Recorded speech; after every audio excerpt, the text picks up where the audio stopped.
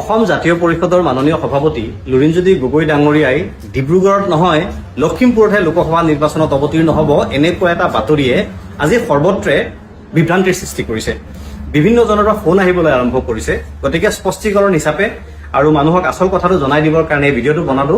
এই বাতৰিটো সম্পূৰ্ণ মিছা বাতৰি, প্ৰপাগাণ্ডা বাতৰি, বিজেপিৰ প্ৰপাগাণ্ডা মেচিনাৰীত চলা যিটো ষড়যন্ত্ৰ তাৰ অংশ বিশেষ এই বাতৰিটো একেবাৰে সঁচা নহয়। নিউজ লাইভত আজি প্ৰথম বাতৰিটো ওলাইছে আৰু তাৰপিছত যিহেতু প্ৰায়খিনি মিডিয়া আচলতে বিজেপি দলৰ দ্বাৰা বিজেপিৰ দলৰ চৰকাৰৰ দ্বাৰা পৰিচালিত মানে নিয়ন্ত্ৰিত, সেইকাৰণে তেওঁলোকে বিজেপিৰ এজেণ্ডা অনুসৰি কাম কৰিছে। দুটামান কথা কৈ দিওঁ। বিজেপিয়ে এই অপপ্ৰচাৰ প্ৰপাগাণ্ডাটো কিয় কৰি আছে? কাৰণ বিজেপিয়ে এই কথাটো ভালকৈ জানে যে ডিব্ৰুগড়ত সৰ্বানন্দ সোণোৱাল ডাঙৰীয়া এইবাৰ হাৰিব। নৈতিক যুদ্ধত মই কালি এটা ভিডিঅ'ত কৈছো যে নৈতিক নীতিগত যুদ্ধত ইতিমধ্যে ডিব্ৰুগড়ত সৰ্বানন্দ সোণোৱাল ডাঙৰীয়া বা বিজেপি দল পৰাজিত হৈছে। কেনেকে পৰাজিত হ'ল কালি মই কৈছো, ভিডিঅ'টো আছে, আপোনালোকে যিসকলে চোৱা নাই ফেচবুকত আছে, ইউটিউবত আছে, চাই ল'ব। চাওক, ডিব্ৰুগড় অসমৰ এটা অন্যতম প্ৰধান ইম্পৰ্টেণ্ট লোকসভা সমষ্টি। ডিব্ৰুগড় লোকসভা সমষ্টিৰ অন্তৰ্গত বিধানসভা সমষ্টিসমূহ আটাইকেইটাতে বিজেপিৰ বিধায়ক আছে আৰু তেওঁলোকে যদি ডিব্ৰুগড় লোকসভা সমষ্টিটো হেৰুৱাই পেলায় তেতিয়াহ'লে 2026 চনত অসমত বিজেপিৰ চৰকাৰ গঠনৰ সপোন হৈয়ে থাকিব। অসম্ভৱ কথা এটা তেওঁলোকে চৰকাৰ বনাব নোৱাৰে, কাৰণ তেতিয়া গোটেই উজনি অসমত খহনীয়া হৈ যাব। ডিব্ৰুগড় কথাটো আপোনালোকে বুজিবলৈ চেষ্টা কৰক। ডিব্ৰুগড় তেওঁলোকে কাক অৱতীৰ্ণ কৰিছে মই কালি কৈছিলো, সৰ্বানন্দ সোণোৱাল ডাঙৰীয়া, প্ৰধানমন্ত্ৰী নৰেন্দ্ৰ মোদী যি সংসদীয় সমিতিৰ মূল মানুহ, সেই সংসদীয় সমিতি বিজেপিৰ তাৰ 6 নম্বৰ ওপৰৰ পৰা নেতা হৈছে সৰ্বানন্দ সোণোৱাল। তেওঁক টিকেট দিছে, কাৰ টিকেট কাটি? ৰামেশ্বৰ তেলী ডাঙৰীয়া। ৰামেশ্বৰ তেলী ডাঙৰীয়া এক্সিষ্টিং কেন্দ্ৰীয় মন্ত্ৰী।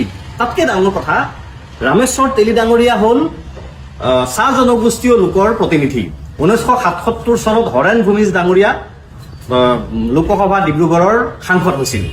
তাৰ পিছৰ পৰা আজিলৈকে মাত্ৰ 2004 চনত এবাৰ সৰ্বানন্দ সোণোৱাল ডাঙৰীয়া তাৰ সাংসদ হৈছিল। তাৰ পিছত 77ৰ পৰা এতিয়ালৈকে লোকসভাৰ আটাইকেইগৰাকী সাংসদ কংগ্ৰেছ আৰু বিজেপি আটাইকেইটা ৰাজনৈতিক দলে, দুটা প্ৰধান বা মানে ইম্পৰ্টেণ্ট ৰাজনৈতিক দলবিলাকে চাহ জনগোষ্ঠীয় লোকক প্ৰতিনিধিত্ব কৰিবৰ কাৰণে সুযোগ দি আহিছে, টিকেট দি আহিছে। ডিব্ৰুগড়ত যিকোনো ৰাজনৈতিক দলে, এই মানে ৰাষ্ট্ৰীয় পৰ্যায়ৰ ৰাজনৈতিক দলে চাহ জনগোষ্ঠীয় মানুহক উপেক্ষা কৰাৰ কথা কল্পনাই কৰিব নোৱাৰে। তেনেকুৱা অৱস্থাত চাহ জনগোষ্ঠীৰ এগৰাকী প্ৰতিনিধিয়ে প্ৰতিনিধিত্ব কৰি থকা, আৰু সেইগৰাকী কোন? এলাপেচা মানুহ নহয়, কেন্দ্ৰীয় চৰকাৰৰ মন্ত্ৰী, কেবিনেট মন্ত্ৰী। সেই ৰামেশ্বৰ তেলী ডাঙৰীয়াৰ টিকট কাটি সৰ্বানন্দ সোণোৱাল ডাঙৰীয়াক এগৰাকী প্ৰাক্তন জাতীয়তাবাদী আৰু এগৰাকী, কোনোবাইতো তেওঁক জাতীয়তাবাদী নহয় বুলি কয়, আমিও তেখেতৰ মাজত জাতীয়তাবাদৰ চৰিত্ৰ আছে বুলি নাভাবো, সেইটো এটা বেলেগ আলোচনাৰ বিষয়। কিন্তু তেখেতক টিকেট দিছে বিজেপিৰ ইমান ইম্পৰ্টেণ্ট মানুহ, যিটো ৰাজনৈতিক দলক বিজেপিয়ে ক্লাব বুলি কৈছিল, সেই ৰাজনৈতিক দলটোৰ সভাপতিৰ বিৰুদ্ধে লুৰিণজ্যোতি গগৈ ক্লাবৰ সভাপতি কৈছিল, সেই সৰ্বানন্দ লুৰিণজ্যোতি গগৈৰ বিৰুদ্ধে তেওঁলোকে কাক অৱতীৰ্ণ কৰিছে? তেওঁলোকৰ আটাইতকৈ ইম্পৰ্টেণ্ট, নৰ্থ ইষ্টৰ ভিতৰত আটাইতকৈ ইম্পৰ্টেণ্ট ৰাজনৈতিক নেতা যিগৰাকী, সেইগৰাকী অলৰেডি নীতিগত যুদ্ধত তেওঁলোক পৰাজিত হ'ল। তাতকৈ ডাঙৰ যিটো কথা মই আপোনালোকক কোৱা উচিত বুলি ভাবিছো, সেইটো হ'ল লুৰিণজ্যোতি গগৈ ডাঙৰীয়াৰ এটা বাক্য আপোনালোকে মনত ৰাখিব। সকলোকে কৈছো, ৰাইজ আপোনালোকে এটা কথা মনত ৰাখিব, সেইটো হৈছে প্ৰাণ যায় বচন নাযায়। প্ৰাণ যাব বচন নাযাব, লুৰিণজ্যোতি গগৈৰ এইটো উক্তি। লুৰিণজ্যোতি গগৈয়ে যিটো কৈছে, মই তেওঁলোকৰ যে 4-5 বছৰে কাম কৰি আছো, মই জানো, মই দেখিছো। লুৰিণজ্যোতি গগৈয়ে যিটো কৈছে শিলৰ ৰেখা সলনি নহয়। লুৰিণজ্যোতি গগৈয়ে ডিব্ৰুগড়ত নিৰ্বাচনত প্ৰতিদ্বন্দ্বিতা কৰিম বুলি মিত্ৰজোঁটৰ পৰা আমাৰ দলে দাবী কৰিছে। 2টা লোকসভা সমষ্টি আমি দাবী কৰিছিলো, ফাইনেলি এতিয়ালৈকে ফাইনেল কনচেনচাছ হৈ উঠা নাই বাৰু। তথাপি ডিব্ৰুগড় লোকসভা সমষ্টিত লুৰিণজ্যোতি গগৈ ডাঙৰীয়াৰ প্ৰাৰ্থিত্ব ইতিমধ্যে নিশ্চিত হৈছে বুলি ক'ব পাৰি। এইটো যদিও ঘোষণা হোৱা নাই, কৈছো আৰু লুৰিণজ্যোতি গগৈ ডাঙৰীয়াই ডিব্ৰুগড় খেলিব এই কথাটো জানিয়েই তেওঁলোকে তেওঁলোকৰ আটাইতকৈ ডাঙৰ নেতা সৰ্বানন্দ সোণোৱালক টিকেট দিছে।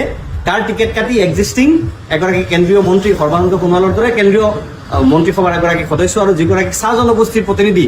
চাহ জনগোষ্ঠীক ৰাইজক অসন্তুষ্ট কৰি হলেও সৰ্বানন্দ সোণোৱাল ডাঙৰীয়াক তেখেতসকলে প্ৰাৰ্থিত্ব দিছে। লুৰিণজ্যোতি গগৈ কিমান তেওঁলোকে ভয় কৰিছে, তাৰ পিছত তেওঁলোকে কৈ আছে বিৰোধীয়ে ভয় কৰিছে, সেইটো বেলেগ আলোচনাৰ বিষয়, সেইবোৰ আপোনালোকে বিচাৰ কৰিব। কিন্তু মূল কথাটো হৈছে লুৰিণজ্যোতি গগৈ ডাঙৰীয়া ডিব্ৰুগড়ত ইলেকশ্যন খেলিব। ইয়াত কোনো সন্দেহ নাই। মই দলৰ স্প'ক্সপাৰ্চন, দলৰ ছেক্ৰেটাৰী, ৰেছপন্সিবল মানুহ, মই কৈ আছো যে এই কথাৰ সাল সলনি নহয়। লুৰিণজ্যোতি গগৈৰ প্ৰাণ যাব, লুৰিণজ্যোতি গগৈৰ বচন নাযায়। মই বিশেষকৈ ভিডিঅ'টো বনালো আমাৰ দলৰ সতীৰ্থসকলৰ কাৰণে, কিছুমান মানুহ ডিমৰেলাইজ হৈ গৈছে। বিজেপিৰ প্ৰপাগাণ্ডা মেচিনাৰীয়ে ইমান প্ৰপাগাণ্ডা কৰিছে, ইমান অপপ্ৰচাৰ কৰিছে যে মানুহ বিভ্ৰান্ত হৈ গৈছে। সেইকাৰণে কৈছো বিভ্ৰান্ত হ'বলগীয়া নাই। আমি ডিব্ৰুগড়ত এখন যুদ্ধততো জিকিছোৱেই, আনখন যুদ্ধটো নিশ্চয় আমি জিকিম। কিন্তু বিজেপিৰ প্ৰপাগাণ্ডাই মানুহক যিটো বিভ্ৰান্ত কৰিছে সেই বিভ্ৰান্তিৰ জালত আপোনালোক নপৰিব। সকলোকে ধন্যবাদ।